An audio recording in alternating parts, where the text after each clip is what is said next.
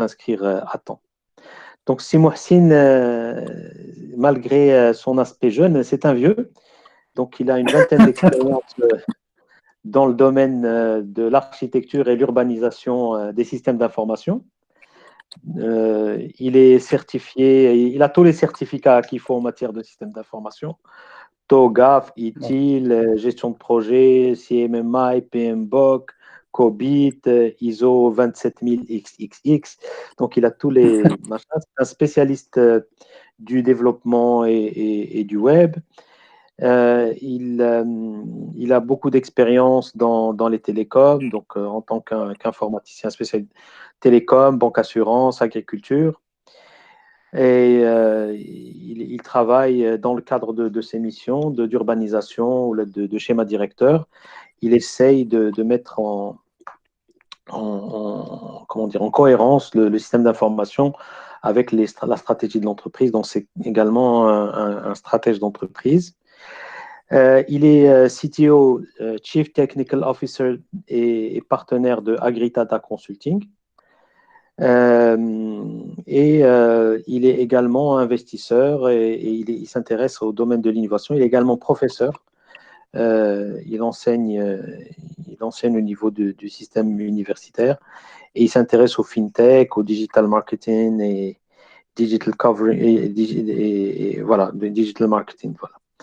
Bien, alors, c'est Mohsin, donc l'occasion qui nous réunit aujourd'hui, c'est cette innovation qui s'appelle Mided, donc le masque intelligent anti-Covid. Alors, c'est une invention et une innovation. J'aimerais bien que tu nous parles de quoi il s'agit. Ensuite, on va parler de la genèse de ce projet, comment ce projet est né. Quels sont les facteurs qui ont permis la naissance de ce projet? Comment vous avez travaillé? Et comment vous travaillez à la diffusion de votre innovation? Parce qu'une innovation, on ne peut pas la garder pour soi, il faut la diffuser. C'est-à-dire il faut l'apporter, la faire connaître au public et la commercialiser et générer de la valeur. Voilà. Donc, si tu veux bien commencer par nous décrire les spécifications techniques de cet équipement qui est Midad. D'accord. Alors, merci beaucoup, Serma. C'est toujours un plaisir de se retrouver, d'échanger. Et je garde ça me rappelle les journées qu'on a passées ensemble à Jdida dans le cadre du mentoring. En tout cas, c'est toujours un plaisir d'échanger et je crois que euh, le panel que tu as en fait pu réunir aujourd'hui, c'est assez extraordinaire. Donc, c'est des gens de qualité, c'est des gens de grande expérience et j'espère qu'on aura le temps et l'opportunité d'échanger ensemble pour pouvoir éventuellement identifier comment on peut faire avancer les choses au niveau de notre pays. Alors en fait, Midad, juste pour vous expliquer un peu le principe, c'est un masque effectivement connecté. Donc on est parti de l'importance des masques aujourd'hui. Les masques, c'est quelque chose, c'est un équipement de protection, c'est un équipement personnel, mais c'est un équipement qui va vivre avec nous quelques mois, peut-être quelques années. Et donc, à partir de là, on a pensé à le rendre un peu plus intelligent. D'ailleurs, Midad, en fait, le nom du projet, ça vient de masque intelligent de détection automatique à distance du Covid-19. Donc, c'est un peu de là où est né le nom. Donc, l'idée, c'était de partir d'un masque de protection basique qui peut être initialement donc, dans le cadre du prototype imprimé en 3D. Après, on peut utiliser d'autres mécanismes d'injection plastique ou silicone pour pouvoir les produire, mais auquel on greffe de l'intelligence à travers deux choses principales. La première, c'est une partie hardware qui est collée au masque, qui contient des capteurs plus un microprocesseur, et avec tout ce qui va avec, donc la batterie et la carte mémoire pour le stockage des données. Les capteurs, ça va servir, ça sert en fait à récupérer un ensemble d'informations à partir du souffle principalement, donc la température, l'humidité, mais surtout la pression. Donc la pression du souffle ou de l'expiration, c'est quelque chose qui est très très important pour connaître deux choses, le cycle respiratoire, très important pour comprendre en fait est-ce qu'il y a une insuffisance respiratoire chez le patient, Et deuxième capteur, c'est un capteur qui permet d'avoir en fait le taux d'oxygène dans le sang, qui est optionnel. Donc ces deux capteurs sont collés au masque. Donc le masque, si vous voulez, je vais vous montrer un exemple de prototype, ce que vous voyez ici. Donc ça, c'est un prototype du masque. Donc là, c'est en impression 3D, d'accord? Bon, la qualité pour ce prototype que je suis en train de vous montrer n'est pas énorme, mais l'idée, c'est que c'est un masque classique. Donc ce que vous voyez ici, c'est un masque comme ce qu'on peut en trouver. Alors, la matière ici, c'est une matière plastique, mais ça peut être autre chose. Et puis ici, normalement, c'est comme tout masque FFP2 ou FFP3, il y a un filtre, d'accord? Et donc le filtre, c'est lui qui donne accès justement à travers ce boîtier-là, qui est en fait un boîtier intelligent, euh, à toutes les composantes intelligentes. Donc c'est la partie capteur, c'est là où je vais avoir bien sûr les capteurs, et derrière, je vais avoir également le processeur. Donc ça, c'est la partie hardware. Après, là, il y a une partie software, c'est l'application qui permet de remonter ces informations et qui permet, à travers également d'autres mécanismes, en plus de ces données médicales, d'ajouter d'autres données pour pouvoir donner avec une certaine précision une probabilité d'infection. Donc l'application contient plusieurs modules. Alors bien sûr un module qui récupère les informations à partir du masque, mais à côté de ça, il rajoute un module d'autodiagnostic basé sur un formulaire standard de l'OMS, un module de diagnostic ou de détection des symptômes via la voix, donc à travers des enregistrements vocaux. Donc on essaie de stresser la voix du patient pour pouvoir détecter une toux sèche, pour pouvoir détecter de l'éternuement, qui sont parmi les symptômes du Covid. Et bien entendu également des données comportementales. Et donc ces données comportementales vont permettre également de savoir est-ce que la personne il respecte le confinement, il respecte la distanciation sociale. Et donc dans ce sens, on va pouvoir approcher encore plus à la probabilité d'infection. Ce n'est pas un équipement de test. L'équipement de test le plus fiable aujourd'hui, ça reste toujours le RT-PCR, le PCR, donc qui est en fait une analyse de l'ARN du virus, mais c'est quelque chose qui peut être très utile dans une phase amont pour pouvoir maîtriser la propagation, donc orienter l'effort de test, parce que dans nos pays, en Afrique, au Maroc, on n'a pas la capacité d'aller sur le dépistage massif. On n'est pas logé à la même enseigne que d'autres pays, donc on ne peut pas aller dans le dépistage massif. Donc, ce qu'on peut faire, c'est d'orienter l'effort de dépistage. D'accord? Et dans un deuxième temps, ça peut être également utile pour suivre un patient qui est déjà atteint de la maladie, pour s'assurer qu'il n'y a pas d'aggravation. Et donc, on peut faire un suivi à distance à partir de sa maison, dans son confinement. Donc, il n'a pas besoin de se déplacer et avoir de la pression sur les centres hospitaliers. Et dès lors qu'il y a un déclenchement d'un indicateur médical qui peut aggraver la situation. Donc, par exemple, si le taux d'oxygène dans le sang il baisse, ben, on peut intervenir en urgence pour pouvoir suivre et pour pouvoir soit apporter la réanimation, la ventilation, la respiration artificielle, selon le niveau d'aggravation. Excellent. Merci, Zouhair, pour ces explications. Donc, en fait, Merci. Merci. c'est moi, pardon. Tu as ton ADN et ton ARN propre. Alors, c'est moi, merci pour ces explications. Donc, c'est un device, c'est un équipement physique avec Oui, des capteurs biométriques, avec un processeur qui, lui, ok. va recueillir cette information et va permettre à ce device de communiquer avec l'application qui est sur Tout à fait. un autre équipement de type tablette ou portable. Smartphone, Et également, exactement. il permet de détecter d'autres devices équipés de la même application et de dire, bon, cette personne, elle a un fort taux de probabilité d'être infectée, et donc d'alerter l'utilisateur ou l'utilisatrice du fait qu'elle a pu fréquenter une personne potentiellement malade. Exactement. En fait, l'idée, c'est qu'on utilise. Alors, si vous voulez, c'est un peu un mécanisme similaire à ce qui se fait au niveau des applications de tracking, mais nous, on ne fait pas le tracking. En fait, notre objectif, en fait, c'est un outil d'auto-diagnostic. C'est-à-dire, en fait, si je me. Alors, déjà, si je ne respecte pas la distance, en fait, l'application, il me sort une alerte sonore et une alerte en push notification pour me dire attention, là, vous ne respectez pas la distance de sécurité. Et après, bien entendu, selon les personnes avec qui j'ai été en contact, elle va me donner également, en fait, ça va impacter la probabilité d'infection. Donc, si j'étais, par exemple, dans un endroit où il y avait beaucoup, Très bien. beaucoup de Alors, personnes, tout à fait. Pardon, continue, s'il ouais. Donc, c'est un peu ça. Zama, si je suis dans un endroit où il y a beaucoup de personnes, donc je suis dans une zone de risque éventuellement, et donc je peux, à travers ce comportement, avoir plus de probabilité, même si je suis asymptomatique. Parce qu'il y a beaucoup de cas, on parle de 45% des cas qui peuvent être asymptomatiques. Donc, il n'y a aucun symptôme qui apparaît. Donc, il n'y aura pas d'insuffisance respiratoire, il y aura pas de tout. Mais par contre, vu la fréquentation et le comportement d'Yellow, par exemple, il ne respecte pas le confinement ni la distanciation sociale, ni d'ailleurs le port de masque, on va pouvoir calculer cette probabilité.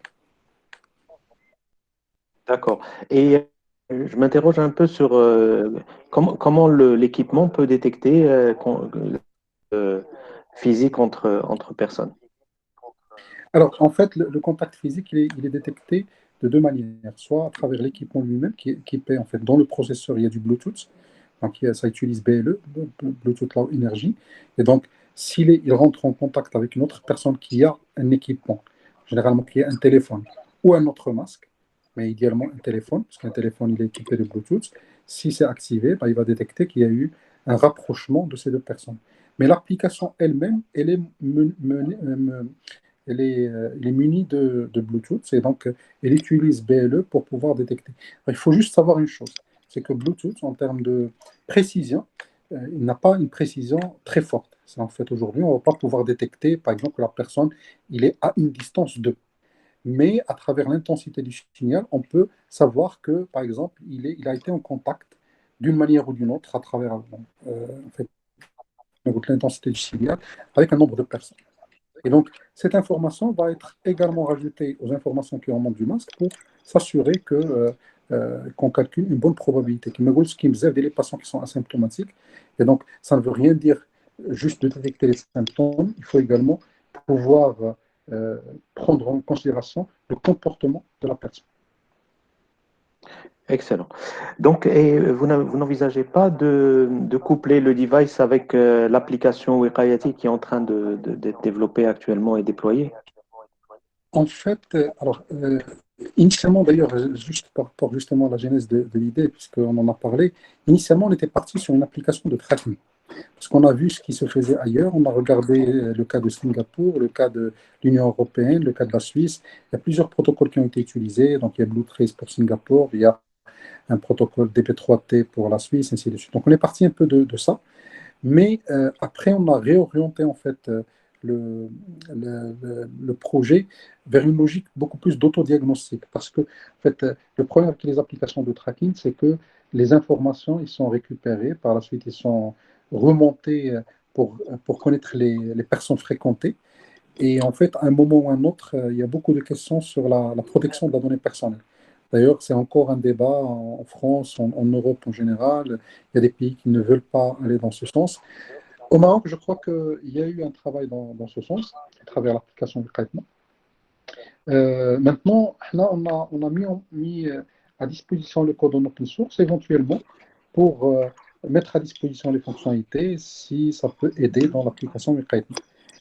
Mais dans l'application du traitement, qui me roule, c'est une autre Excellent. approche. C'est une approche pour avoir les personnes fréquentées et pour pouvoir maîtriser justement la propagation de la maladie, notamment dans la phase post-confinement. Très bien. Alors, tu as évoqué donc la genèse de ce produit.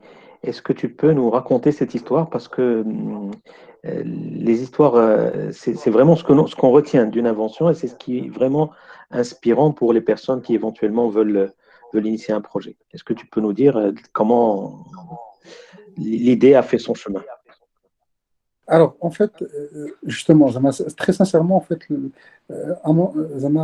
l'innovation, on ne peut pas parler d'invention pour l'instant parce qu'on n'a pas de brevet d'invention. On a déposé une demande de brevet d'invention. Donc, pour l'instant, c'est un projet innovant, si vous voulez. Mais bon, l'innovation, c'est un peu une invention qui rencontre un marché. En fait, initialement, on est parti d'abord d'une volonté. Quand le confinement a commencé, on s'est dit, qu'est-ce qu'on peut faire? Il y a des gens qui sont au front. Nous, on est à la maison, tranquille, protégé. On reste, on n'est pas en face et au front par rapport au combat contre le virus. Qu'est-ce qu'on peut faire? nous sommes des ingénieurs, nous ne sommes pas des médecins, nous n'avons pas de connaissances particulières en termes de santé. Et donc, c'est un nombre de personnes, donc des personnes avec qui qu'on connaît déjà, avec qui on a des affinités, donc des ingénieurs, alors des jeunes, des moins jeunes. On a commencé à discuter. Donc, en fait, initialement, il n'y avait pas une idée fixe. C'était, on a essayé de benchmarker qu'est-ce qui se passait ailleurs. Et à partir de là, on a commencé à réfléchir. Et c'était une réflexion collective. Donc, c'est un projet de groupe, d'équipe. Et in fine, en fait, chacun quelque part, a mis sa pierre à l'édifice. En fait, il a contribué par une idée par-ci, une idée par-là, pour constituer l'idée globale du masque avec l'ensemble des détails qu'on vient d'évoquer. Parce qu'il y a une composante hardware, une composante software et une composante intelligence artificielle. Donc, chacun dans son domaine d'expertise, toute la partie détection des symptômes via la voix, ça a été fait par en fait une petite équipe de 2 personnes principalement. Et donc, on a travaillé, moi avec une autre personne, sur ce volet-là. On a essayé de voir ce qui existait. On a repris les choses qui existaient, on les a adaptées, ainsi de suite. Sur le volet purement hardware, il y avait 3 personnes qui ont travaillé dessus, soit en termes d'identification des composants, soit en termes de conception du masque lui-même, et derrière également en termes de conception électrique, en fait, des différents composants électriques, comment ils fonctionnent et comment ils interagissent avec l'application. Et de même pour la partie software. Donc c'est vraiment un travail de groupe. Et donc, en fait, souvent on constate que l'innovation de plus en plus ne peut être que collaborative. On peut avoir des idées, c'est très bien, mais je crois que moi, à titre personnel, si j'étais amené à développer ça, je n'aurais pas abouti à cela. Je me serais resté quelque part sur les connaissances que j'ai parce que je suis beaucoup plus un informaticien. De même si c'était quelqu'un qui travaille beaucoup plus sur la partie hardware. Donc c'est vraiment cette collaboration qui a permis justement de développer l'idée, d'arriver au niveau auquel on est arrivé en termes de réalisation. Autrement dit, tu es en train de nous dire que l'innovation aujourd'hui, elle est multidisciplinaire. Oui. Donc, j'aimerais bien que tu nous dises, de l'équipe Hadi Tech for Covid, Mhm. euh, quelles sont les disciplines qui sont dedans? Il y a combien de personnes? Comment vous avez coordonné entre ces personnes? Comment vous avez relevé le défi de l'éloignement? Parce qu'il est toujours plus facile de discuter avec quelqu'un, faire un schéma, regarder la personne dans les yeux. Donc, je connais Nassadou, quelles sont les disciplines que vous avez réunies? Comment vous avez coordonné? Et surtout, comment vous avez dépassé l'histoire d'éloignement?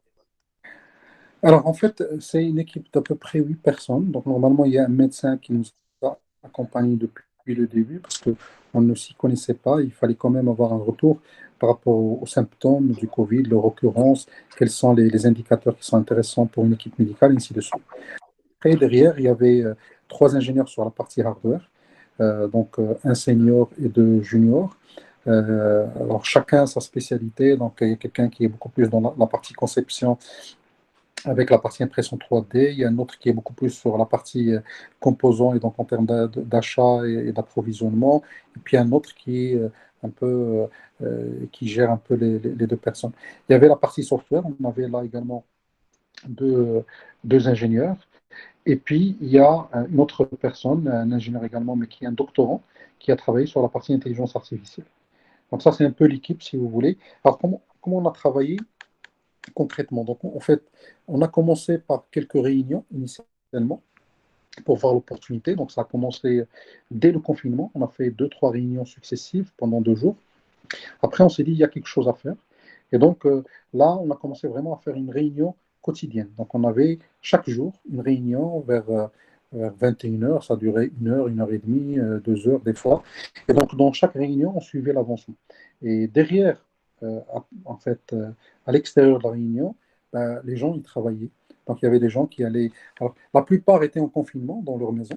Donc, les réunions, on les faisait en utilisant des plateformes comme Zoom.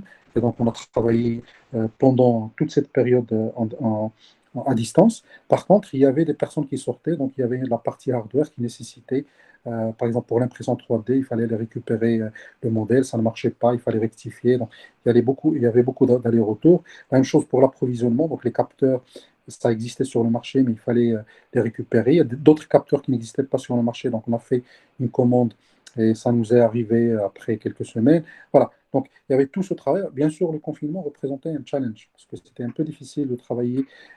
Il y a certains composants qui n'existaient pas. Puis là, acheter une imprimante 3D, c'était difficile d'en trouver en période de confinement parce que les chaînes logistiques sont un peu disruptées.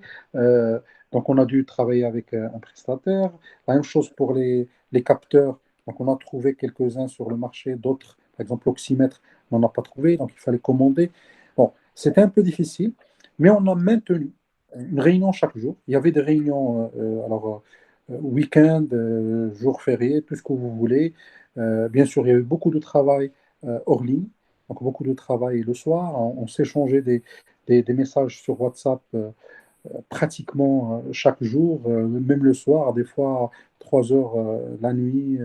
On échangeait des WhatsApp pour s'assurer, pour tester, pour vérifier, pour envoyer des informations sur les pièces, et ainsi de suite. Donc, vraiment, c'était un travail en continu. Bien sûr, chacun, il avait également ses propres préoccupations, mais on a veillé quand même à avoir une certaine continuité dans le travail, ce qui nous a permis en fait d'avancer plus ou moins assez rapidement, parce qu'au bout d'un mois, à peu près, on avait déjà un premier prototype et une application en première version, en version bêta. Très bien. Donc là, tu en parles d'une manière on va dire, fluide et ça donne une impression de facilité. Mais je vois qu'il y a beaucoup de méthodes derrière.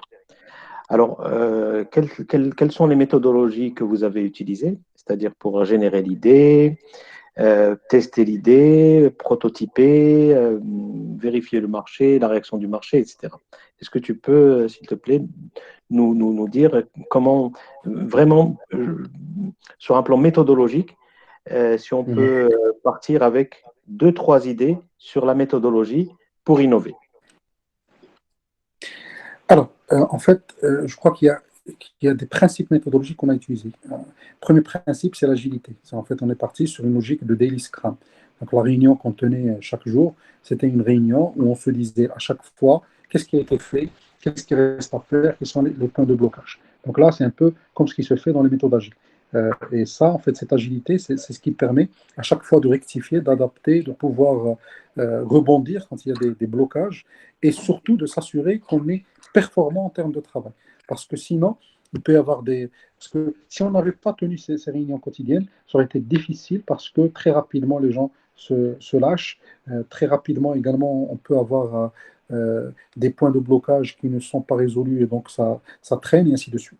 Donc ça, c'est le premier volet. Deuxième volet, la partie idéation, donc la phase amont. Bon, on n'a pas utilisé du design thinking, proprement dit, mais on a fait quand même un travail d'idéation. C'est en fait, chacun est parti de son côté, on a essayé de faire un benchmark. Il y a quelqu'un qui nous a présenté le résultat du benchmark. Par exemple, présenter le résultat du benchmark des applications. On a un peu challengé, il y avait des questions, et on est parti également à chaque fois ajuster.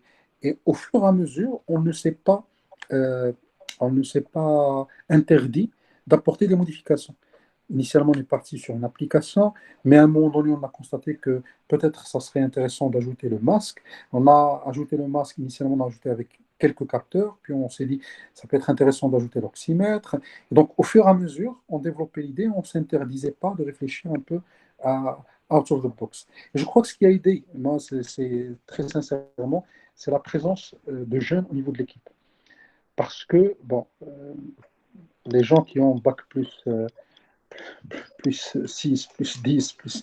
Au bout d'un certain moment, en fait, ils sont très conformistes dans leurs idées. Mais là, en fait, c'était des idées qui fusaient un peu de partout. Alors, bien sûr, il fallait les cadrer. Il fallait cadrer, en fait, les idées pour s'assurer qu'elles convergent. Mais je crois que c'est ce travail. Cette combinaison, jeune, moins jeune, cette combinaison des disciplines, parce que l'innovation est souvent à la croisée des chemins, elle est souvent au carrefour des disciplines, c'est des éléments qui ont aidé énormément. En fait, ce qui est intéressant également, ce qui nous gardait motivés, c'est qu'à chaque fois, on apprend des choses. Alors, moi, j'ai un background d'informaticien. Bon, je viens et je découvre toute une discussion sur l'impression 3D, sur la conception, sur des sujets qui concernent les capteurs, les spécifications des capteurs, quel est le niveau de variation par rapport à la température, quel est... Et donc, à chaque fois, je découvre des choses et en même temps, ça me motive pour continuer. De même pour les autres. Donc, à chaque fois, C'est un apprentissage extraordinaire parce qu'il y a cette logique de collaboration. Donc, je dirais résumer la démarche en trois éléments. Premier élément, c'est l'agilité, avec un suivi rapproché du projet. Deuxième élément, c'est l'innovation ouverte. Donc, c'est vraiment garder cet esprit d'innovation et à chaque fois venir avec des idées, tout en faisant des benchmarks pour ne pas partir sur des choses un peu exotériques. Et troisième élément, c'est la collaboration. Donc, cette forme de collaboration interdiscipline qui permet de garder la motivation, d'apprendre en faisant et surtout de pouvoir concrétiser. Parce que si moi j'étais informaticien ou là, quelqu'un في hardware avait pensé à l'idée, il va se dire que c'est trop difficile, c'est tellement distant par rapport à ce qu'il fait, ça va être un peu difficile pour y arriver. C'est un peu peut-être le mélange de ces trois choses. Dans le cadre de la génération d'idées, on parle d'une foultitude d'idées, donc chacun 10 idées par seconde. Et puis, on doit converger vers quelque chose, finalement. Donc, cette convergence, comment vous avez pu la gérer sur le plan humain pour dire, bon, cette idée, elle est intéressante. Est-ce que vous avez scoré les idées? Est-ce que vous les avez évaluées par rapport au marché? Donc, comment vous avez géré cette phase de convergence vers l'idée du masque avec, qu'il a été prototypé aujourd'hui? Alors là également, mais sincèrement, ce qui a aidé, c'est pas la démarche. Ce qui a aidé, c'est la multidisciplinarité, en fait, également les expériences des uns et des autres. Il y a des gens, اللي كانوا في l'équipe, اللي ما عمرهم ما عندهمش un contact مع le marché. C'était des idéalistes, mais c'était des gens qui étaient capables de Des réfléchir out of créatifs the purs. box. Hein? Des créatifs purs. Des créatifs, exactement. C'était des gens qui cachent le marché, mais le marché. Ah ouais, il veut faire des choses qui sont intéressantes. Alors, bien sûr, ce qui nous animait tous, c'est de pouvoir aider, de pouvoir, si on arrive à sauver une vie ou à aider une personne en difficulté, c'est ça ce qui nous anime tous. Mais qui est complètement détaché du marché, donc il n'est pas dans le pragmatisme pur. Ok, on faisait l'équilibre. Donc moi, avec quelqu'un d'autre, on était des gens qui ont fait des entreprises, qui ont créé des startups, et donc ils savent un peu la difficulté par rapport au marché. Donc ça permettait en fait un peu d'équilibrer pour ne pas tomber dans un dogmatisme ni dans un pragmatisme pur, donc de rester un peu au milieu. Mais en fait, sincèrement, c'était pas très réfléchi. Je ne pourrais pas prétendre que voilà la méthode d'innovation qu'on va utiliser, on va le faire. Chaque réunion, c'était un peu différent. Et chaque réunion, avait son lot de démarches, de façons de réfléchir, ainsi de suite. Et en fait, on était également dans l'urgence. Donc, on ne pouvait pas se permettre nécessairement d'être dans une démarche structurée. Tout. L'essentiel, c'était deux choses. Arriver à l'objectif et avancer tous ensemble. Bien sûr, des divergences, il y en avait, mais je crois que c'est également la bonne foi et le. زعما شي مرات كنا des fois, on a un exemple, des réunions, c'était un peu tendu. نقلبوا على ضحك. Donc, on commençait un peu à rigoler par-ci, par-là. Donc, des fois, il fallait détendre en fait l'atmosphère pour que les gens ne prennent pas les choses très à cheval parce que son idée allait être abandonnée, parce que son idée n'était pas pertinente pour le moment. Là, il fallait prioriser d'autres choses, ainsi de suite. Mais je crois que c'était une collaboration, moi, je dirais, assez extraordinaire. J'ai fait beaucoup de projets, j'ai été chef de projet, j'ai été directeur de projet, j'ai participé à des projets depuis le début de ma carrière. Sincèrement, c'était une atmosphère, une ambiance assez extraordinaire. Parce que les gens étaient très impliqués, sachant qu'ils n'avaient aucune motivation à part d'aider de manière citoyenne et volontaire son pays. Très bien, donc je retiens donc l'agilité, la multidisciplinarité, l'esprit d'équipe, le leadership. Je pense que c'est quelque chose de très important qui permet de dépasser un certain nombre de caps et de garder de tracer les jalons vers ou la feuille de route vers la vision commune. Euh, Maintenant, nous sommes arrivés au prototype et à la phase de diffusion de l'innovation. Donc, qu'est-ce que vous avez fait donc au niveau de la diffusion de l'innovation pour faire connaître le produit et surtout pour le commercialiser parce que une invention, tant qu'elle n'est pas utilisée ou commercialisée, donc ça peut être un bien ou un service, tant que Oui. ce n'est pas commercialisé ni utilisé, ça reste une invention. Et c'est l'aspect acceptation par le marché, utilisation, qui nous dit que c'est qui l'a défini comme innovation. Alors, Tout à qu'est-ce que vous faites pour justement la diffusion de cette innovation? fait.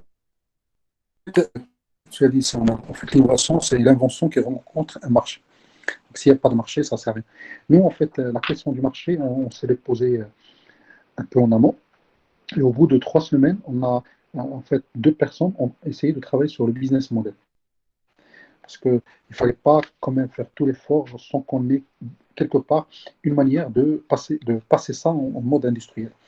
Donc il y avait 2 personnes qui ont commencé à travailler, donc ils ont réfléchi déjà en termes de prix, qu'est-ce que ça donne, également en termes de business model, est-ce qu'on va être dans une logique complètement bénévole, est-ce qu'on va aller à l'industrialisation, est-ce qu'on va passer par une phase intermédiaire, comment ça se présente, et ainsi de suite. Donc en fait, et ça c'est la première des choses. La deuxième des choses, c'est au bout de 4 semaines, on a lancé un premier travail de communication. On avait un prototype, on avait une application qui fonctionnait.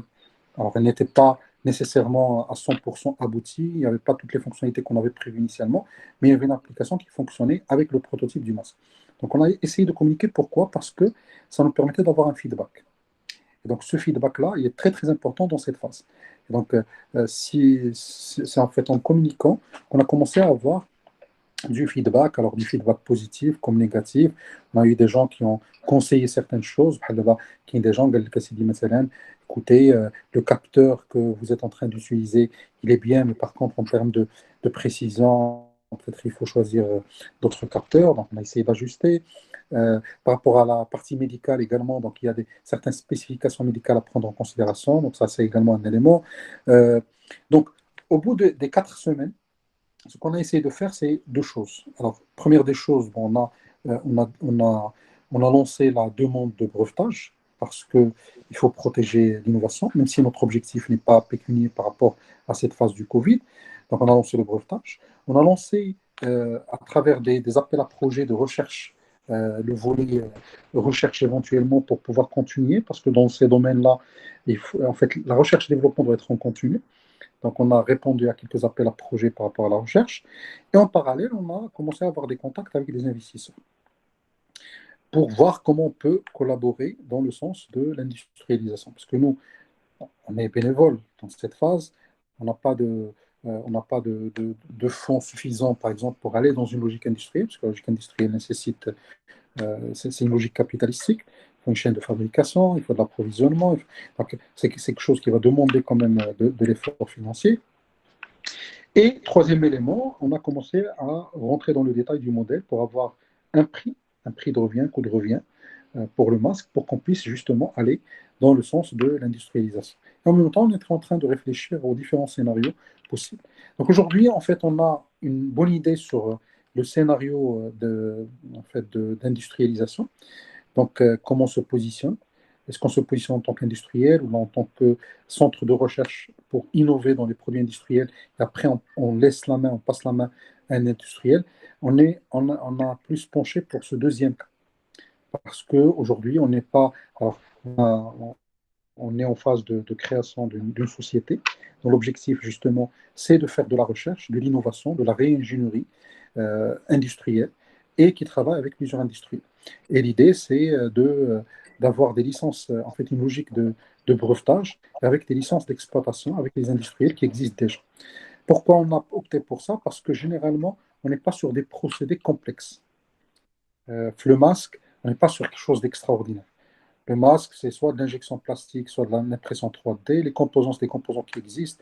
On peut faire du. Alors, il y a bien sûr une valeur ajoutée au niveau du software, qui est plus ou moins importante. Mais en tout cas, il faut continuer à faire ça. Parce que oui, on peut répondre à une question pour le Covid, mais quid de la suite? Qu'est-ce qu'on va faire avec le masque après? Donc, on s'est dit, il y a toujours un travail de recherche et développement qu'il faut continuer. Parce que si on va directement dans la partie commerciale, on risque de perdre de vue cela. Donc, on est parti sur cette logique. Donc, aujourd'hui, on est en contact avec au moins 2 industriels, plus le ministère de l'Industrie qui nous a contactés pour justement voir comment aider à la partie industrialisation. Et donc, on essaie d'avancer avec eux pour pouvoir le plus rapidement possible, mais également de manière logique, arriver à industrialiser. En parallèle à ça, on a également initié un volet. C'est en fait, on a mis le code de l'application en open source. Pourquoi? Parce qu'on juge que le travail, ça a été dans une logique bénévole, en tout cas pour le Covid. Donc, ceux qui veulent développer, modifier, rajouter, rectifier des choses ou en profiter dans d'autres applications, bah, autant pour eux, on n'est pas là dans une logique de même mise sur le code.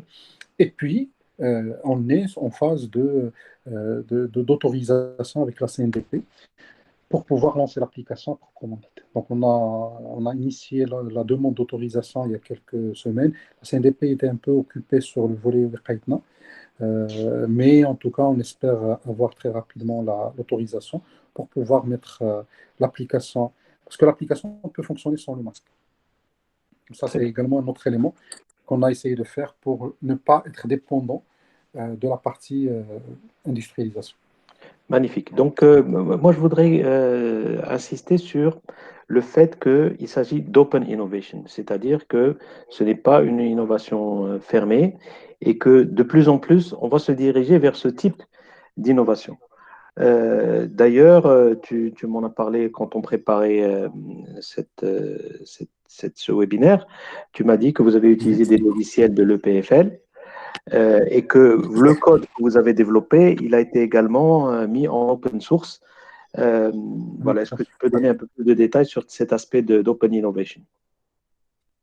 Alors, ça, je crois que c'est un élément qui est important. Alors, ça rentre un peu dans la question de la démarche. Nous, en fait, ce qu'on dit, c'est que, de toute façon, c'est une approche, moi, que j'embrasse depuis vraiment plus de 15 ans. Et cet aspect open source, d'ailleurs, on avait lancé avec des amis le premier concours de l'open source au Maroc, qui s'appelait le CEMOS. On a fait 3 éditions et après, c'est devenu Innovaiti, qui était par la suite, en fait, co-organisé avec l'OSIM. Mais en tout cas, l'idée, c'est quoi? C'est que, en fait, la science, elle est importante, mais à un moment donné, il faut pouvoir partager le bénéfice de la science et de l'effort de réflexion humaine avec les autres. Aujourd'hui, on est face à une pandémie. Soit on s'en sort tous, soit on ne s'en sort pas. J'espère qu'on va s'en sortir. C'est-à-dire tout simplement que ça ne sert à rien de protéger au maximum. Aujourd'hui, parmi les choses qui ont fait euh, les défaillances du système de santé industrialisé avec lequel on vit, c'est cette logique de brevetage et cette logique vraiment de protection. Alors, nous, on n'est pas, bien sûr, ça ne veut pas dire qu'on ne voudrait pas de profit, parce qu'à un moment donné, pour que ça soit pérenne, il faut que ça soit profitable. Mais, en tout cas, dans cette phase, on croit en l'open source, on l'a utilisé. Par exemple, je donne un exemple, la détection des symptômes. La détection des symptômes par la voix, on a trouvé des choses qui existent en open source, des datasets et des algorithmes. Alors, on les a adaptés, on a ajouté des aspects purement des aspects de localisation par rapport à l'Arabia, et ainsi de suite, mais on a réutilisé des choses qui existaient. Donc, il n'y a pas de raison pour qu'on garde tout le bénéfice du travail humain parce que c'est de l'open source. Après, toute l'intelligence, c'est comment on peut continuer à faire de la recherche-développement, à faire de la veille, à être à l'avance, même si on est dans l'open source. En fait, je voulais donner un exemple qui est en fait l'exemple d'IBM. IBM, ils avaient l'éditeur, en fait, un éditeur de code, un EDI, ce qu'on appelle un EDI, un environnement de développement intégré, qui s'appelait Visual Edge. Et en fait, ça ne marchait pas, ça ne fonctionnait pas. À l'époque, les meilleurs environnements de développement intégré pour Java, c'était Borland, c'était d'autres, d'accord? C'était Sun et ainsi de suite. Donc, qu'est-ce qu'ils ont fait? Ils ont offert cet environnement de développement qu'ils avaient, ils l'ont offert à la communauté open source. C'est ce qui est devenu par la suite Eclipse. Eclipse, c'est maintenant la référence par rapport à tout ce qui est environnement de développement intégré en Java. Et donc, après avoir offert ça à la communauté open source, ils ont bénéficié de tout le développement qui s'est fait autour du projet. Et à la fin, ils ont bénéficié d'un bon environnement de développement intégré avec le feedback des développeurs. Et donc, ça leur a permis de positionner leurs produits de manière un peu plus intéressante. Donc, et en fait, l'avantage avec l'open innovation, c'est quoi? C'est qu'on est obligé tout le temps de faire de l'innovation. Mais si on va dormir sur ses lauriers, le brevet, ou avec le brevet, il va durer 20 ans, et on va commencer, on rentre dans une logique rentière, tout simplement. Là, une fois offert l'open source, en fait, tu dois encore développer. Tu dois toujours être yani à l'avant-garde pour pouvoir. Et ça, c'est intéressant. Après, bon, il n'y a pas tout qui est dans une logique open source, mais pour nous, c'est une approche importante. Donc, cette approche Open Innovation, elle rentre dans nos principes et nos valeurs. Donc l'approche collaborative. Alors, sur les aspects, on va dire, industrialisation, ça me permet de faire la transition avec une question qui a été posée par Moulay Rachid Al-Alaoui, qui nous dit, tiens, pourquoi est-ce que c'est Alaoui, bonjour, est-ce que tu peux ouvrir ton micro et poser ta question sur l'industrialisation et les partenariats? Alors, Là, c'est chez Chartaoui, je crois. Moulay Rachid Chartaoui, Oui, bonsoir. bonsoir, ça va, Sidi Bikhair, tu vas Bonsoir. bien? Alhamdulillah. Alhamdulillah, et vous, comment allez-vous? Super. Alors, tu peux, s'il te plaît, parler directement de ta Oui, oui, proposition. bien sûr, je vais poser ma question. Alors, déjà, félicitations pour tout ce travail et je salue effectivement, comme ça a été dit, surtout la méthode. Je trouve que le retour d'expérience sur l'approche collaborative, participative et aussi le challenge entre les gens est à noter, à marquer peut-être de façon importante comme une méthode pour notre contexte d'innovation nationale marocain, où très souvent les gens travaillent un peu en silo et on a du mal à travailler en environnement ouvert alors qu'on est capable de faire de très belles choses. Alors ma question, qui est aussi liée un peu à mon prisme professionnel, moi je travaille beaucoup dans le secteur industriel et beaucoup dans la structuration et le développement de projets, c'était comment est-ce que vous avez envisagé l'industrialisation? Vous avez donné une partie de la réponse tout à l'heure en disant que vous allez être sur un modèle un petit peu de licence, de commercialisation, donc plutôt du contenu de l'innovation et que ce serait des industriels qui se chargeraient du risque commercial et de la production. Quel type de partenaires vous avez trouvé? Est-ce que ce sont des gens qui sont déjà dans le secteur de la santé? Est-ce que ce sont des gens qui sont dans d'autres secteurs et qui vont faire un pas de côté? Ça, c'est ma première question. Et est-ce que vous envisagez d'intégrer d'autres partenaires à votre environnement, à votre écosystème?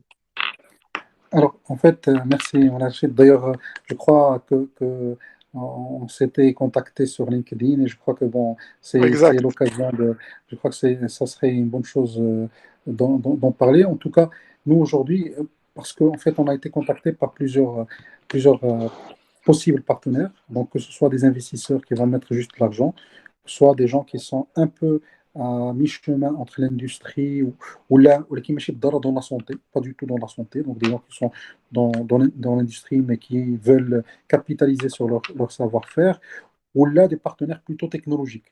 Il y a des gens qui ont déjà des compétences sur des volets comme le hardware et qui veulent apporter de la valeur à travers le software, le hardware, la partie intelligence artificielle. Et donc, c'était beaucoup plus un partenariat euh, en termes de compétences et de technologie. En tout cas, nous, à un moment donné, donc on s'est posé la question. Le problème, c'est quoi? C'est qu'aujourd'hui, une partie de l'équipe, elle travaille déjà. D'accord? Et donc, il y a des gens qui sont des doctorants, il y a des gens qui sont dans la recherche comme moi. Donc, on n'est pas nécessairement dans une logique de créer une entreprise pour ça. Donc, on s'est dit quelle est la meilleure manière, la meilleure approche pour adresser ça. On s'est dit que on se constitue, et c'est ce qu'on a commencé à faire, en tant qu'entreprise qui fait de l'innovation. En fait, si vous voulez, c'est comme un Industry Innovation Lab. C'est un laboratoire d'innovation industrielle.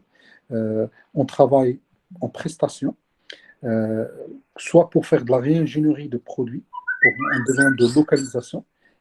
Aujourd'hui, il y a des industriels qui ont des produits qu'ils importent d'autres pays et qui pourraient être localisés. Et nous, on peut les aider, les accompagner à faire cette localisation en ajoutant de la valeur ajoutée, en ajoutant en fait d'autres éléments, d'autres fonctionnalités ou d'autres caractéristiques. Deuxième élément, c'est dans une logique de rendre intelligents des produits existants. C'est en fait des produits qui sont déjà présents dans l'industrie, de rajouter des modules qui pourraient en fait rajouter cet aspect intelligence, remonter de la donnée, qui permettrait d'avoir plus de valeur pour leurs clients. Et bien sûr, troisième élément, c'est la partie vraiment innovation, invention. Dans ce cas, ça va être des inventions dans une logique de brevetage, et après, c'est des licences d'exploitation.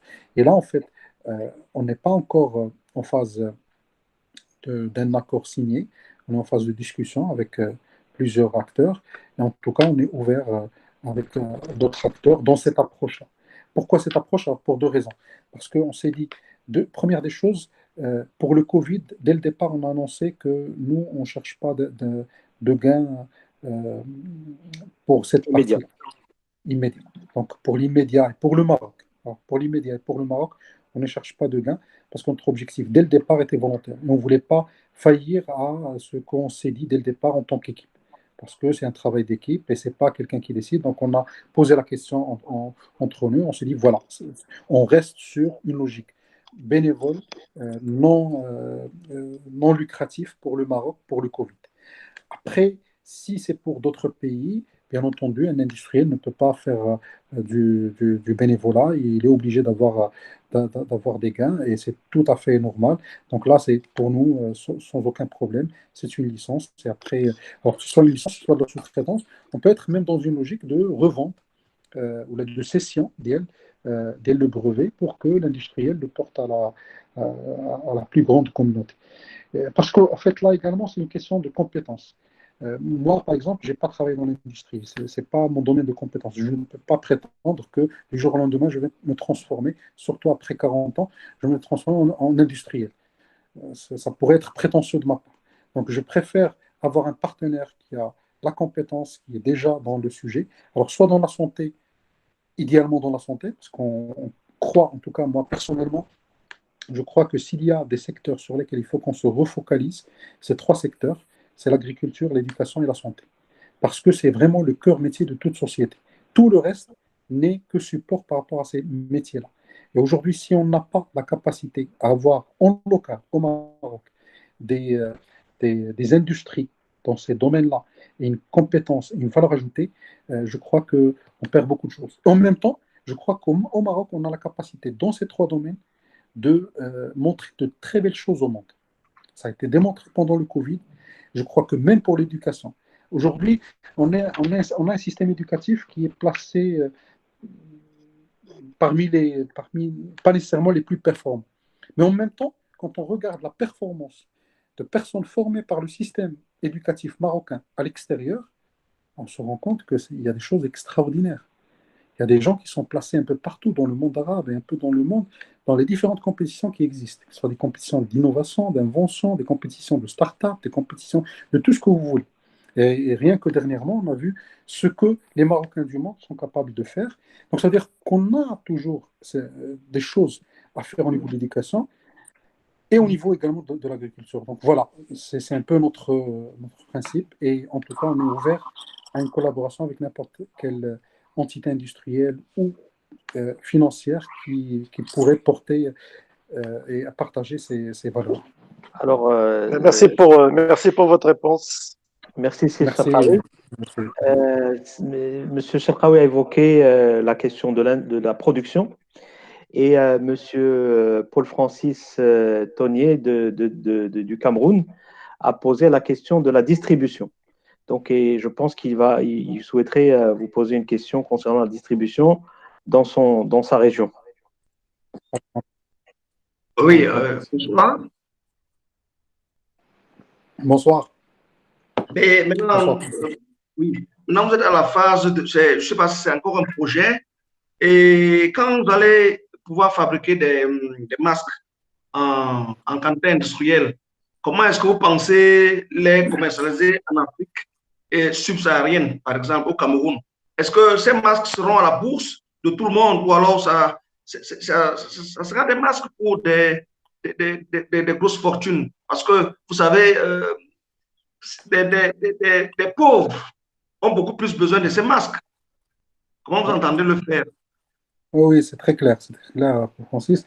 Alors, deux choses. En fait, dès le départ, on était parti, au niveau de la conception, sur des choix en termes de composants qui soient les plus accessibles en termes de prix, mais également en termes de quantité au Maroc et un peu en Afrique. Donc, on n'est pas parti sur des composants qui sont trop chers ou des composants qu'on ne trouve pas un peu sur le marché.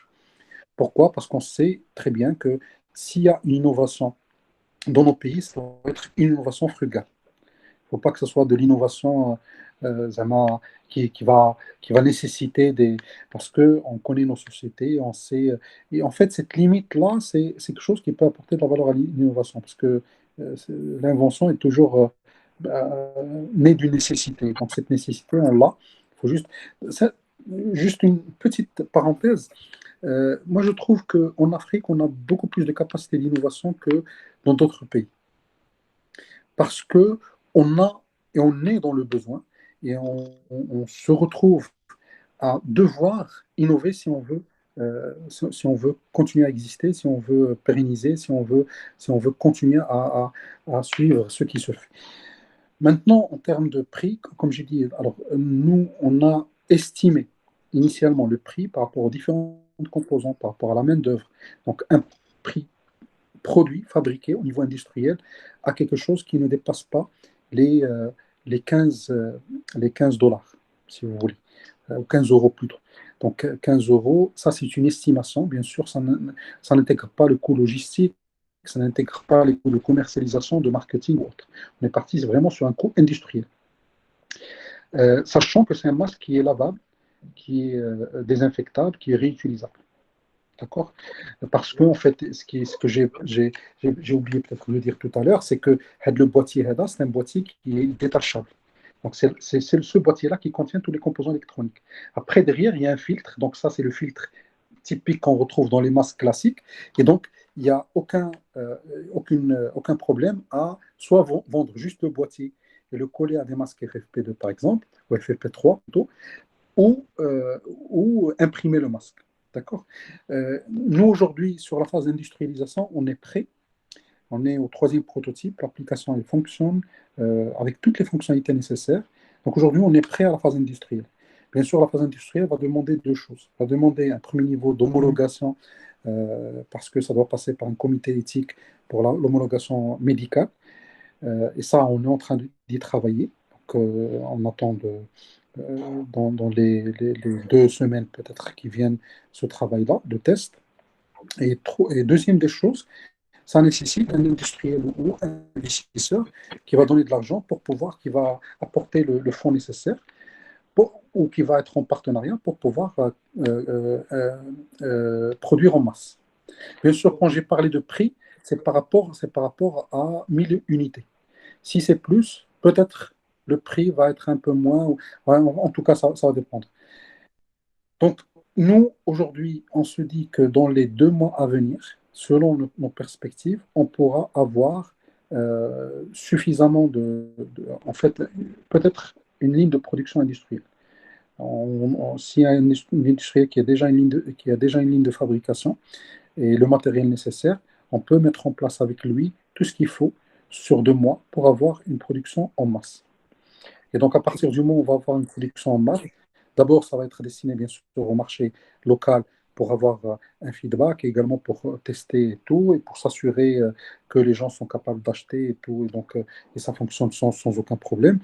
Et à partir de là, on peut passer à de l'exportation et à la distribution dans d'autres pays. Excellent.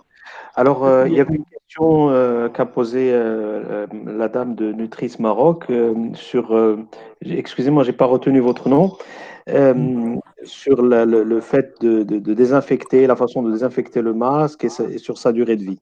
Donc, tu as parlé du nettoyage, désinfection. Je ne sais pas, madame, si vous avez, si vous avez d'autres éléments d'interrogation par rapport à cette question, ou là on laisse monsieur Rditi répondre. OK. Très bien. C'est Mohsin pour le fait qu'on puisse, le nombre d'utilisations et la durée de vie. Alors, ça, c'est un élément. Alors, aujourd'hui, on est sur un masque qui est imprimé en 3D. Si on passe à un masque qui est imprimé en injection plastique ou là siliconée, normalement, on connaît les masques qui existent aujourd'hui ou là qui sont utilisés, par exemple, dans les insufflateurs. C'est des masques qui durent plusieurs années. Et généralement, c'est des masques qui sont désinfectables, c'est en silicone, donc on peut complètement désinfecter. Et c'est pour ça, en fait, qu'on a choisi la conception qui détache le boîtier, mais le masque lui-même. Comme ça, en fait, le boîtier les composants électroniques, هذاك, il va être désinfecté de manière séparée parce que c'est un peu sensible. Par contre, le masque lui-même, qui est en contact direct avec le visage, c'est du plastique, c'est du silicone, donc normalement, il y a aucun problème à le réutiliser, à le désinfecter. L'autre partie de la question, il y a la durée de vie. Aujourd'hui, on n'a pas une estimation exacte, mais on pourrait dire que c'est un masque qui pourrait en tout cas fonctionner pour quelques mois. En tout cas, une année serait une durée de vie tout à fait normale. Donc, d'autres masques qui sont utilisés, par exemple les insufflateurs, généralement, c'est des masques qui peuvent être utilisés plusieurs mois d'affilée, plusieurs années même. Donc, insufflateurs qui sont utilisés en milieu médical, qui sont utilisés de manière plutôt industrielle. Donc, pour un masque de ce genre, donc la durée de vie on pourrait préjuger d'une utilisation un peu plus longue. Avant de donner la parole à M. Khalid Mchbel, il y a M. Karim Amgir qui voudrait faire une proposition de collaboration. Si Karim, si vous voulez bien ouvrir votre micro et faire votre proposition à Si Mohsin.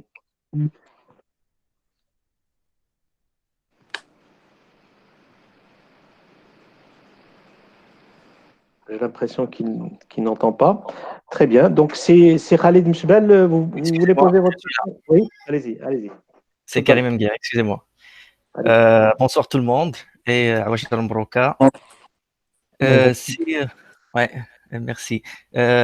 Vraiment, félicitations et bravo pour ce projet, pour ce sens de partage et de bénévolat, surtout durant cette période un peu difficile pour tout le monde. Et vous avez montré vraiment le sens de partage pour tous les Marocains qui ont vraiment participé à tous les projets durant cette période. Félicitations. Nous, de notre part, j'ai avec moi une équipe qui travaille dans tout ce qui est recherche et développement, et on a déjà avancé pas mal de projets dans l'IA, intelligence artificielle, et on est prêt vraiment pour collaborer ensemble dans le but d'avoir un seul projet qui répond vraiment à des besoins durant cette période. Voilà. Merci beaucoup, c'est Karim. Alors, parmi les choses, merci beaucoup. En fait, parmi les choses que je n'ai pas évoquées, que je trouve particulièrement intéressantes, c'est que dès lors qu'on a fait la première annonce, il y a eu le mouvement, j'allais dire, de solidarité avec le projet. Beaucoup de personnes se sont proposées, soit pour développer, soit pour rajouter des parties, soit pour offrir l'infrastructure. Aujourd'hui, par exemple, il y a une entreprise qui offre l'infrastructure de manière gracieuse.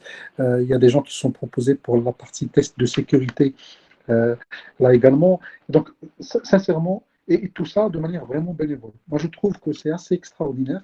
Une épreuve comme celle du Covid, elle fait ressortir ce qu'il y a de meilleur chez les Marocains. Alors, des fois, c'est également ce qu'il y a de pire, mais en tout cas, moi, j'ai trouvé que ça a permis de sortir cet élan de solidarité, cet élan de bénévolat, de volontariat, de vouloir aider la société. Je crois que c'est assez extraordinaire. En tout cas, pour moi, rien que ça, c'est une satisfaction extraordinaire.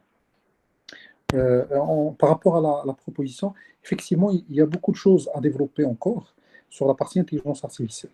Nous, on a commencé, on a un exemple très simple. Ça également, je ne suis pas en train de parler de quelque chose d'extraordinaire.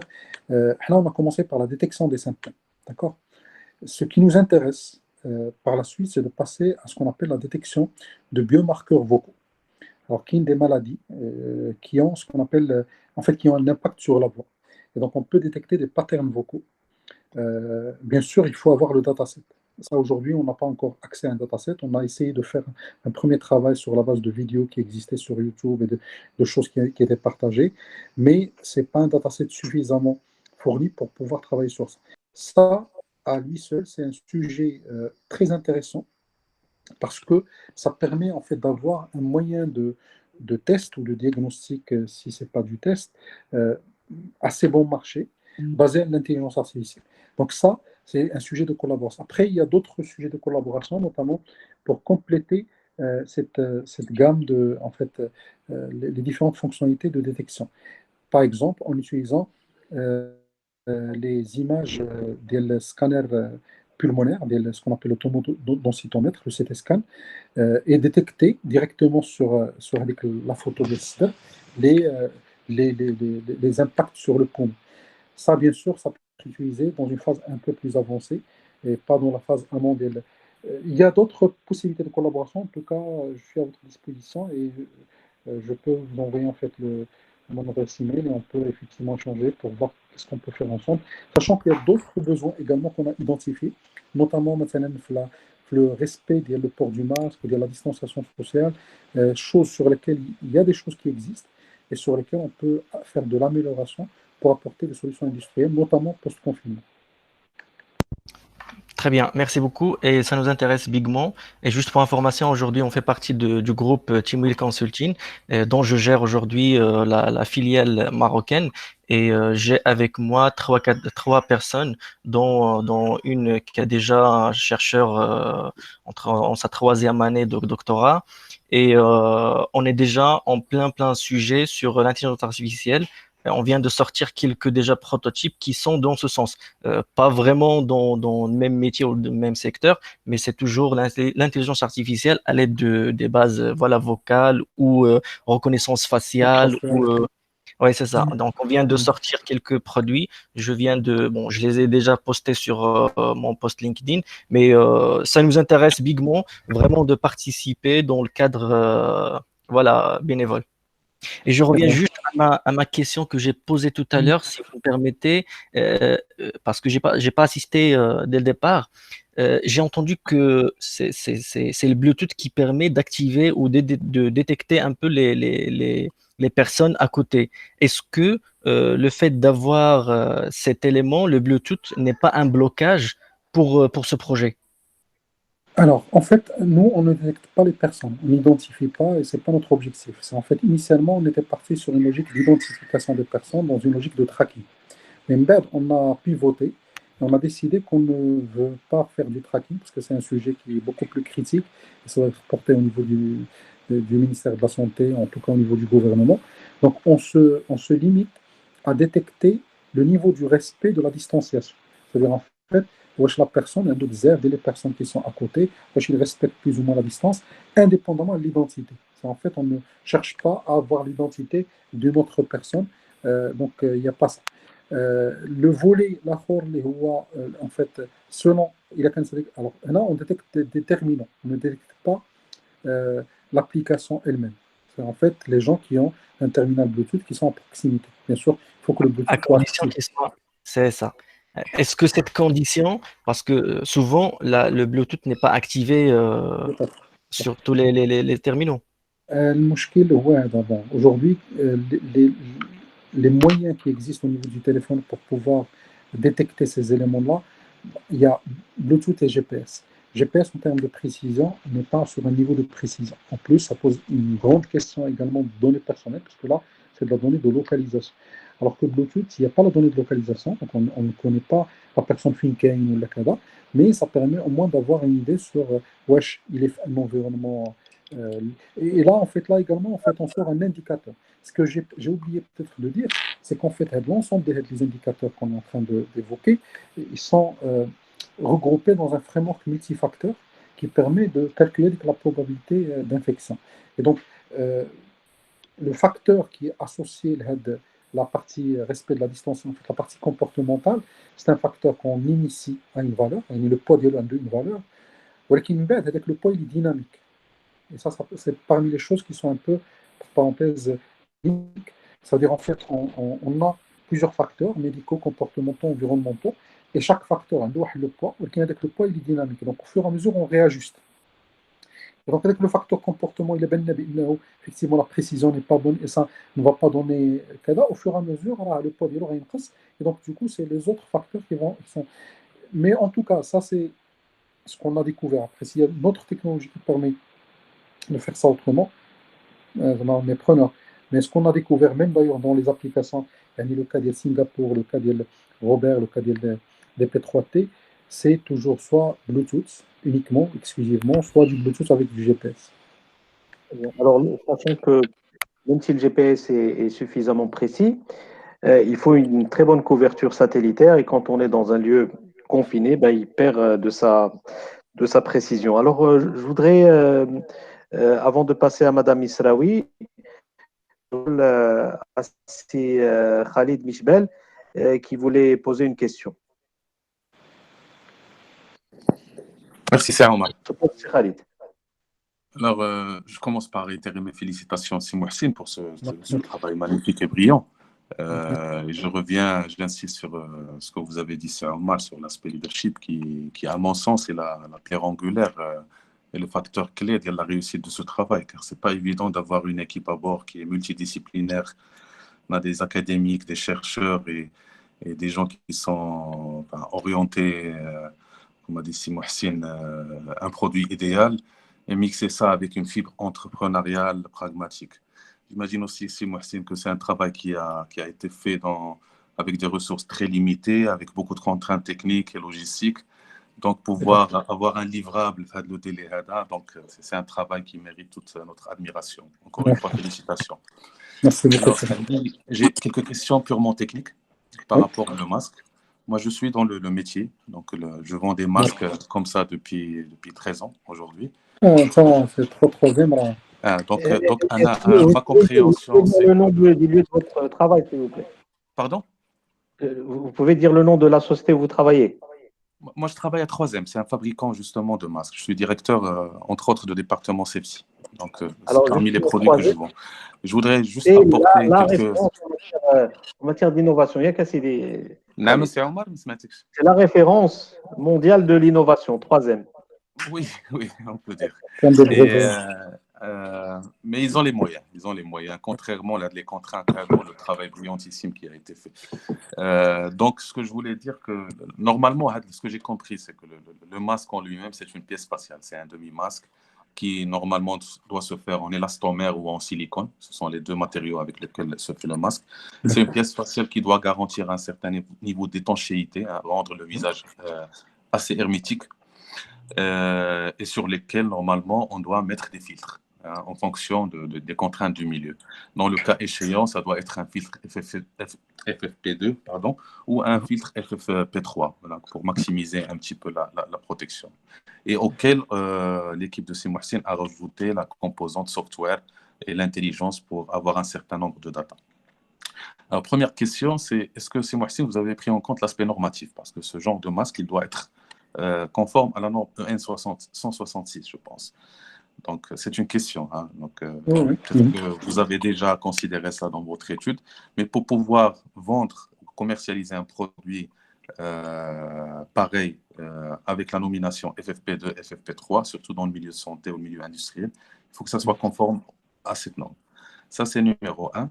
Numéro 2, la durée de vie, la question a été déjà posée. Alors, il y a deux parties dans la question.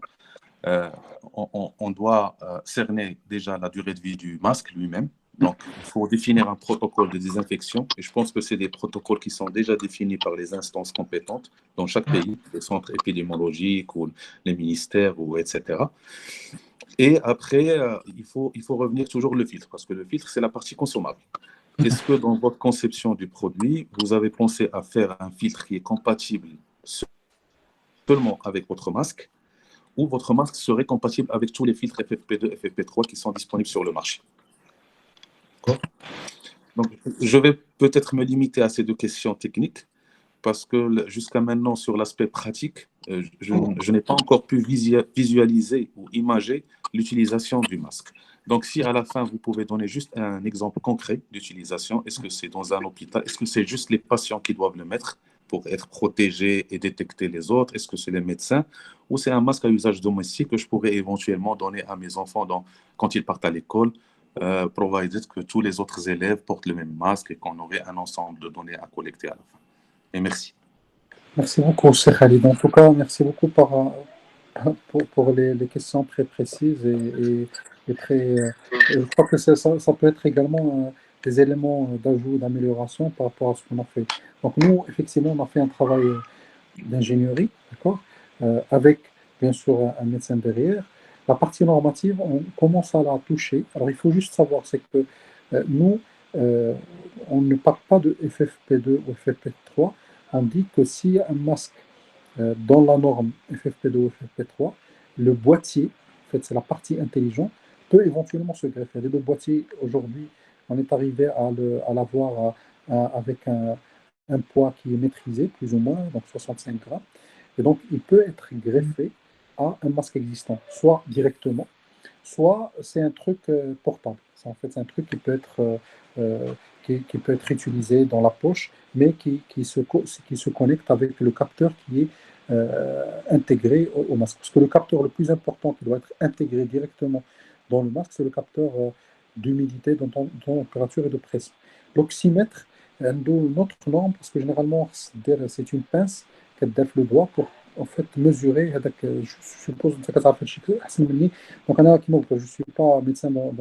Donc, ce qu'on dit, c'est que ça peut être utilisé avec un masque FFP2, FFP3, dans la logique où on ne fournit pas le filtre. Le filtre, c'est le filtre normé qui existe dans les masques existants. Et nous, on apporte avec l'élément intelligent. Le capteur principal, plus le microprocesseur et tout ce qui s'ensuit avec l'application de suivi. Ça, c'est par rapport à la première question. Par rapport à la deuxième question, donc sur la partie normative, en fait, les 2 prochaines semaines, on est en train de voir pour passer une logique de comité éthique. Et donc, c'est là où on va essayer d'aborder le volet normatif par rapport à la production du masque, aussi bien en termes de matériel, mais en termes d'ailleurs de capteurs. Aujourd'hui, on n'est pas sûr à 100% que les capteurs sont adaptés à un environnement médical. Qui ont des niveaux de variation qui sont acceptables, qui ont un ensemble de choses. Aujourd'hui, tout ce qu'on a fait, c'est un travail d'ingénierie. C'est vrai qu'on avait un médecin avec nous qui travaillait principalement dans le domaine de la réanimation, donc il s'y connaît un peu, mais ce n'est pas nécessairement un expert dans le domaine.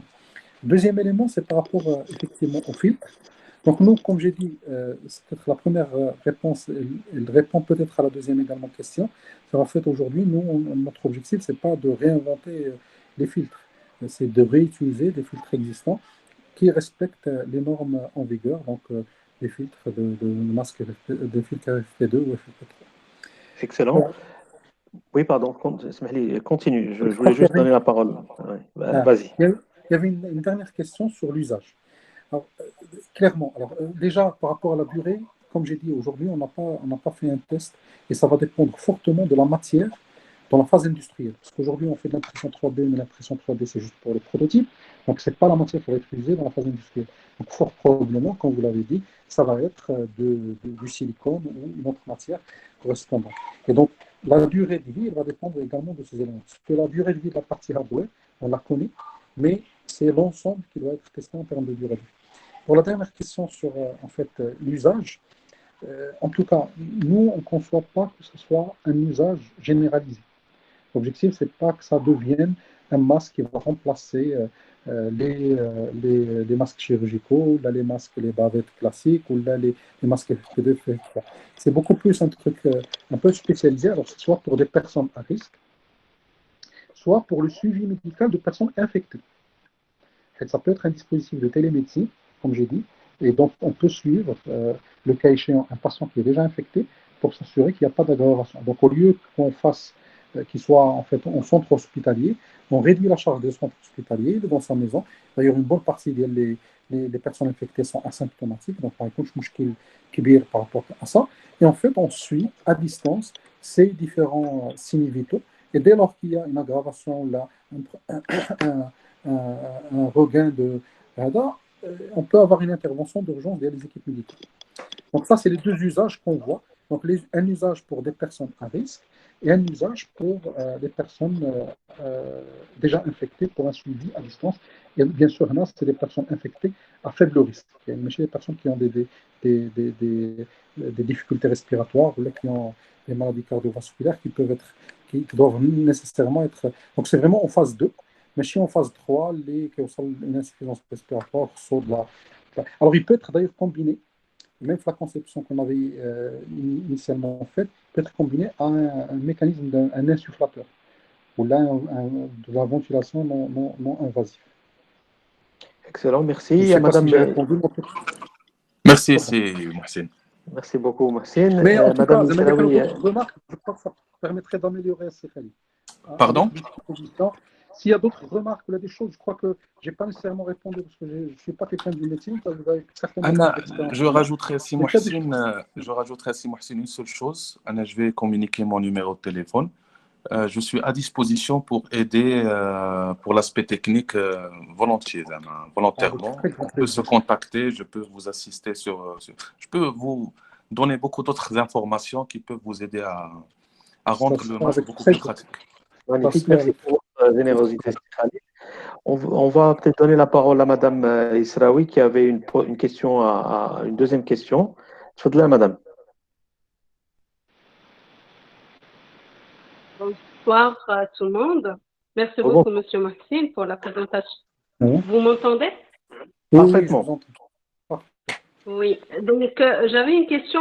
C'est vrai, c'est un très bon produit, bravo, et c'est innovant, c'est excellent, et je vous souhaite le succès parce que c'est les débuts des nouveaux masques qui peuvent être développés pour être utilisés chez les sportifs et même pour détecter dans l'avenir d'autres maladies.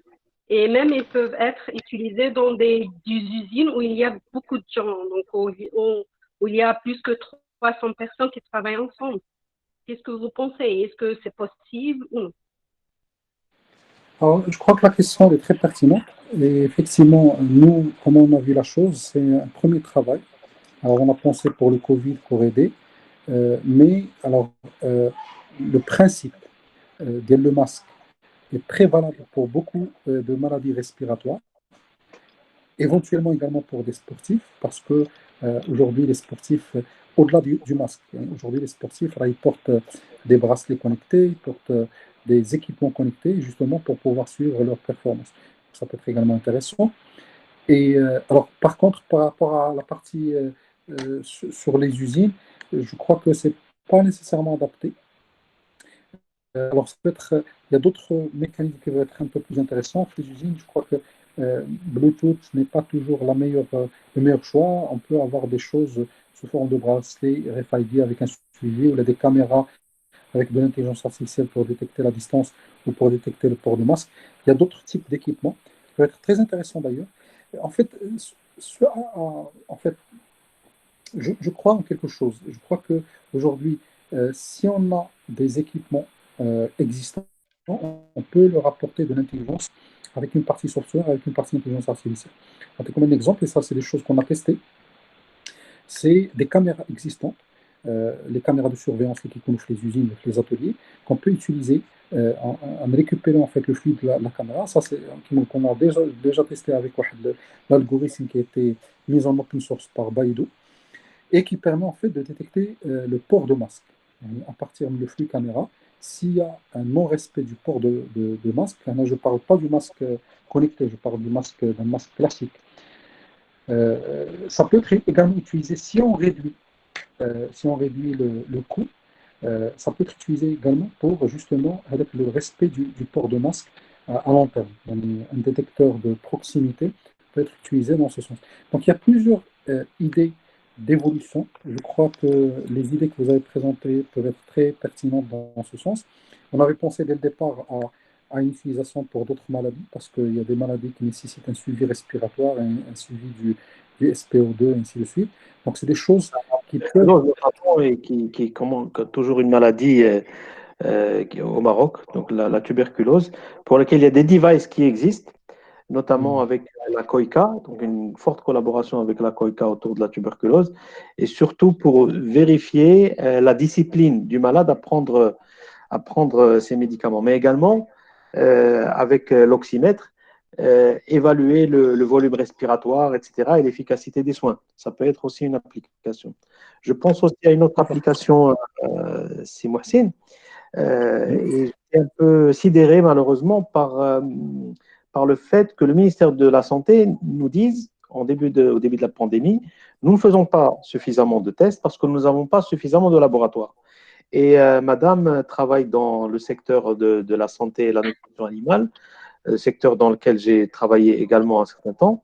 Eh bien, ils ont exactement les mêmes laboratoires pour détecter des virus de type SARS, de type H1N1, etc., le Maroc est doté d'une dizaine de laboratoires high-tech pour extraire l'ARN, faire les différentes analyses, des laboratoires vraiment de niveau mondial. Mais malheureusement, ce fonctionnement par silo qu'évoquait Steve Sharqawi et dont tu as parlé, ce manque de collaboration, fait que l'agriculture est un monde, la santé est un monde, et ce qui est utilisé dans le monde animal n'est pas utilisé dans le monde de la santé humaine, et ça, c'est plutôt regrettable. On peut aussi envisager pour le masque des utilisations pour la santé animale. Tout à fait. Alors en fait, Zama, ce que je note ici, moi, en tout cas, tout ce qui a été fait en termes de projet dans cette phase, je ne suis pas, bon, je ne pourrais pas dire que c'est des choses qui sont immédiatement utilisables à grande échelle et c'est des choses qui sont vraiment au point. Pourquoi? Parce qu'on ne peut pas prétendre en un mois et demi ou 2 mois, dépasser des technologies sur lesquelles des entreprises, des laboratoires de recherche, des pays en entier, des secteurs dans des pays en entier ont travaillé pendant une vingtaine, une trentaine d'années. Maintenant, ce que je note pour moi, c'est que d'abord, cette capacité à innover, cette capacité à faire au niveau local. Moi, j'ai vu beaucoup de projets très intéressants. D'ailleurs, j'ai vu des jeunes qui ont travaillé même sur la partie test RT-PCR, une machine qui fait le test RT-PCR. Donc, il y a du potentiel. Alors après, bien sûr, il faut que ça soit cadré, il faut que ça soit normalisé, parce que l'élément normatif, il est très important. Il faut que ça soit suffisamment bien testé. Alors, bien sûr, les solutions qu'on apporte, qu'on essaie d'apporter pendant cette période de Covid, c'est des solutions exceptionnelles dans des phases exceptionnelles. C'est-à-dire tout simplement qu'après, même d'ailleurs l'homologation, aujourd'hui, ils sont sur des homologations rapides à travers le comité éthique des CHU. Mais normalement, le processus d'homologation pour un équipement médical, ça prend des mois et des mois, ça prend des fois des années.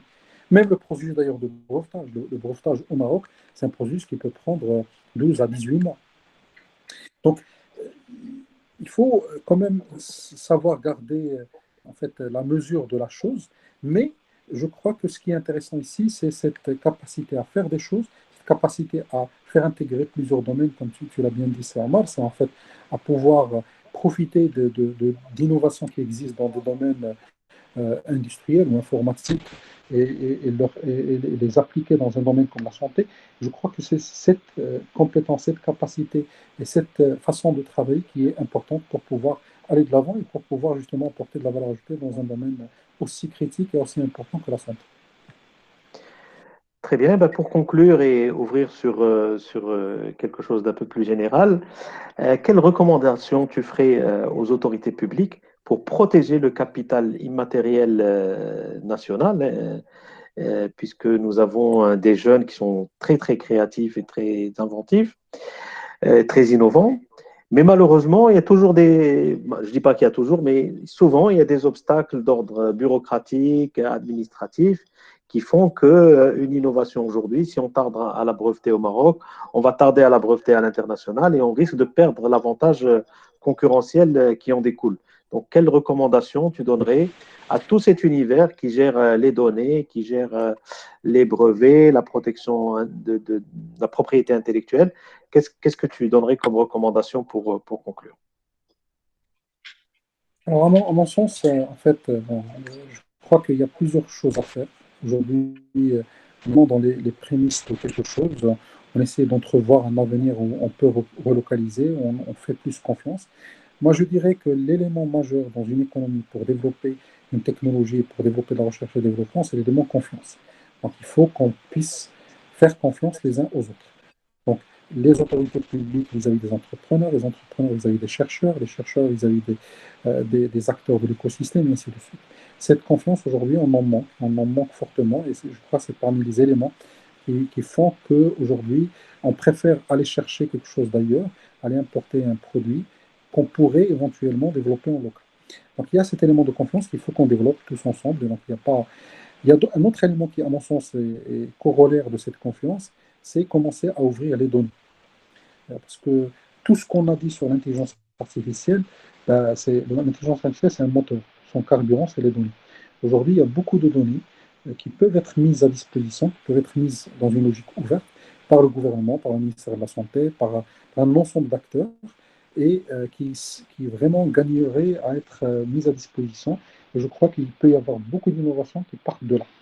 Un troisième élément sur les procédures administratives, moi je crois que euh, en fait, des fois, on peut tuer, on est facteur de destruction de l'innovation.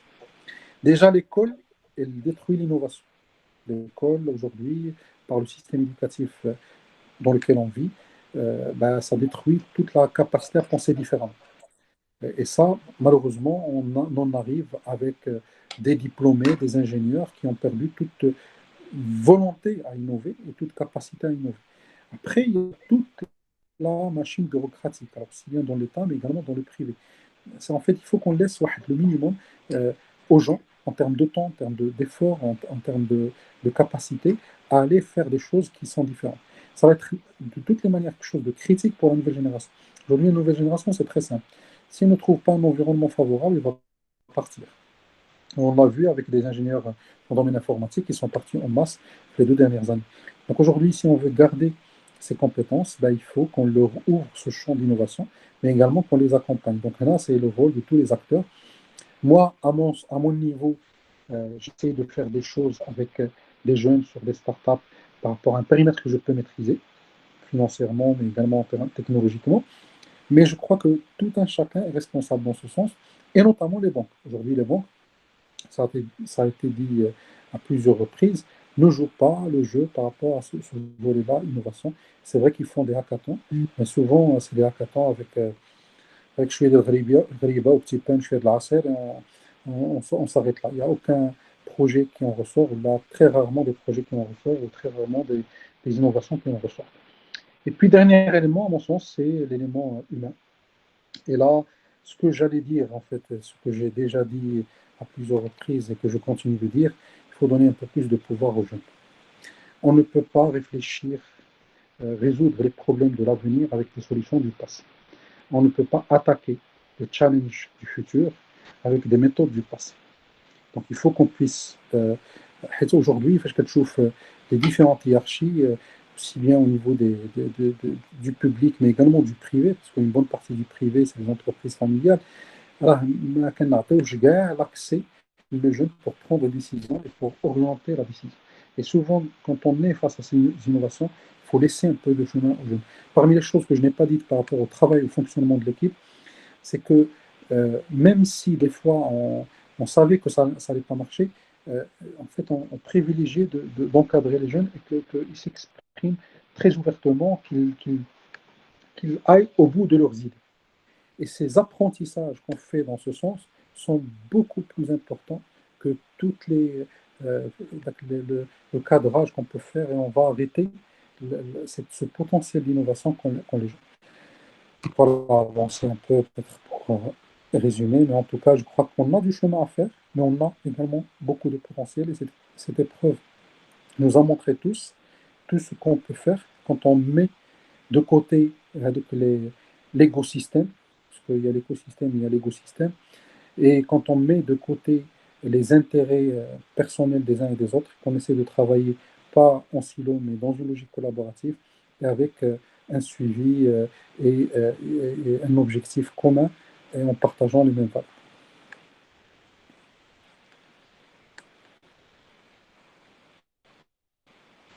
C'est Omar, on vous entend pas, peut-être là, c'est désactiver le micro est désactivé. Oui. Je disais que je retiens deux choses. La première, c'est qu'on ne peut pas résoudre les challenges du futur avec les méthodes du passé. Et je retiens le fait d'écarter l'écosystème, ce que tu appelles l'écosystème. Et la confiance. Et la confiance, effectivement. Donc, c'est le sujet de l'intervention de Gnoni. Je ne sais pas si on a le temps pour une dernière question de M. Gnoni. Vous pouvez poser votre question directement, Gnoni?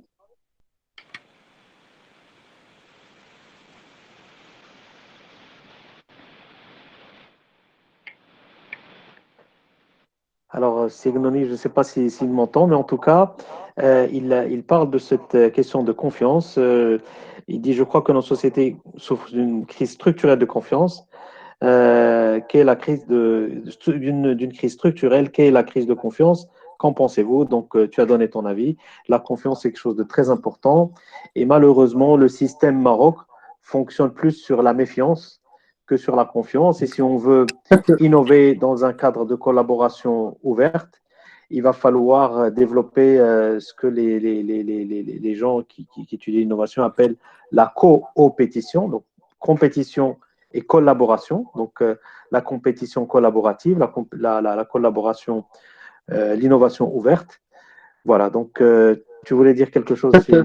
je voulais très rapidement dire que la confiance, c'est le ciment de toute construction sociétale. C'est-à-dire, en fait, s'il n'y a pas de ciment, on peut avoir 1 million de briques, mais on ne va pas pouvoir les mettre ensemble. On ne va pas pouvoir construire. Donc, on a des briques un peu partout, mais on n'a pas le ciment qui permet justement de les mettre en cohérence, de les mettre en concert et de pouvoir construire quelque chose d'extraordinaire. Et je crois que c'est un élément fondateur de toute collaboration et c'est un élément fondateur de toute économie. D'ailleurs, une économie où règne la méfiance va faire beaucoup de contrôles pour rien. On va dépenser beaucoup d'argent pour rien et on va. Alors, au Maroc, on a contrôler le contrôleur. بحال اللي كيدير فاش كتدخل للمطار كتلقى البوليسي اللي كيطبع لك وواحد كيراقب من موراه. En fait, on compte. Et tout ça, c'est un coût et c'est un effort dans le mauvais sens. Merci beaucoup. Donc, la confiance, la collaboration est ouverte. Eh ben, je vous souhaite beaucoup de confiance à tous. Merci à tous les participants. Merci beaucoup, Maxime, pour ta générosité. Merci pour vos questions pertinentes. Je vous dis à très bientôt pour un autre webinaire. Très bien. Merci beaucoup. Merci à vous. Au revoir. Au revoir. Merci tout le monde. Au revoir. Merci Au revoir. à vous.